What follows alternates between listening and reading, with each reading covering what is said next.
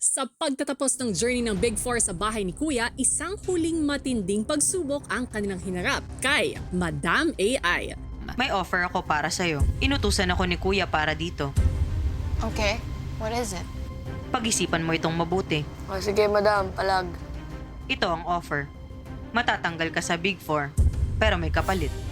Matatanggal sa Big Four? ₱1,000,000. Madam!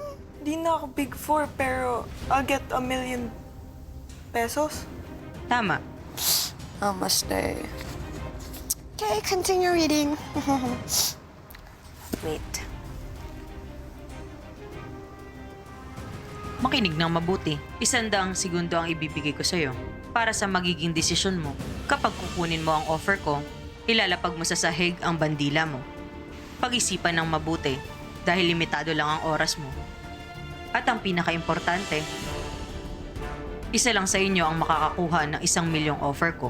Meron ka lang 100 seconds to decide. Damn, that's fast.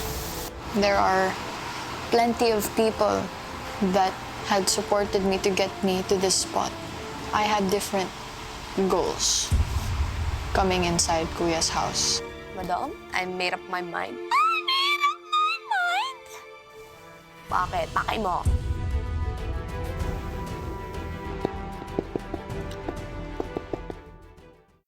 Big Four, bawat isa sa inyo ay binigyan ko ng offer. May isang kumuha. Sino kaya ang kumuha? May isang kumuha. Awa! I think it's Colette. Kahit hindi totoo ang pagtanggap, si Madam patuloy pa rin ang panlilinlang gamit ang boses ng ibang Big Four sa maling konteksto. May gusto akong iparinig sa'yo. Ano po yun, madam? Pakinggan mong mabuti. Okay po.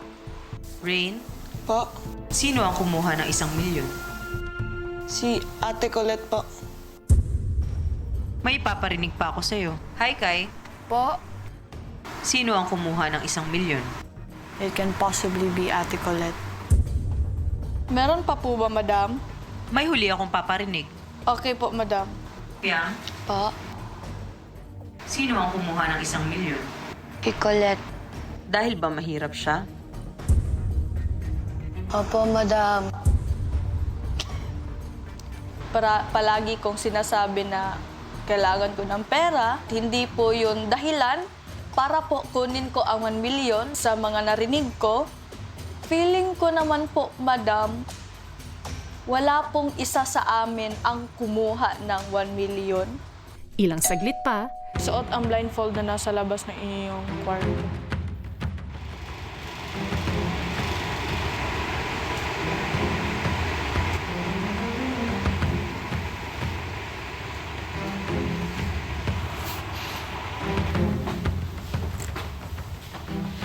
at nang maghudyat na sila ay pwede nang magsama-sama muli.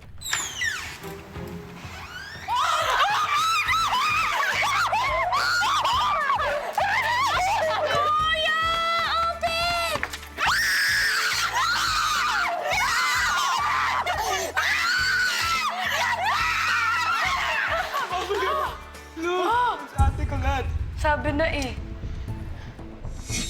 Big Three, Big Three? may papagawa ako. Ang maleta ni Colette, ang bandila ni Colette, ang mga gamit ni Colette. Itapon nyo sa pool. Oh, No way.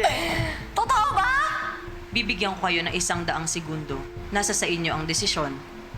Sisirain nyo ba ang bandila at maleta ni Colette? Kung oo, itapon nyo ito sa pool.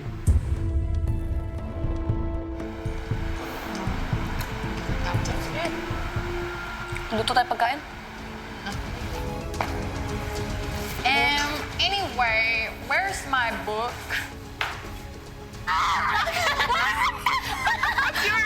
Sabi ko din yun. Sabi ko din. 5, 4, 3, Babay ka. 2, 1. Wala lang! Colette, Po. tanggalin ang blindfold. Makakabalik ka na sa loob ng bahay. Oh, you can hear? Allowed, yeah. Magsulat, sabi ko.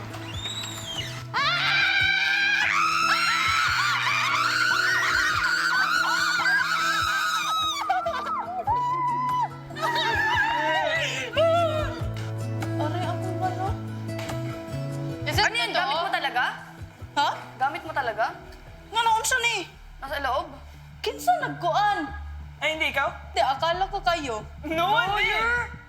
Tama palagi ko. Na ano? Walay nagkuha.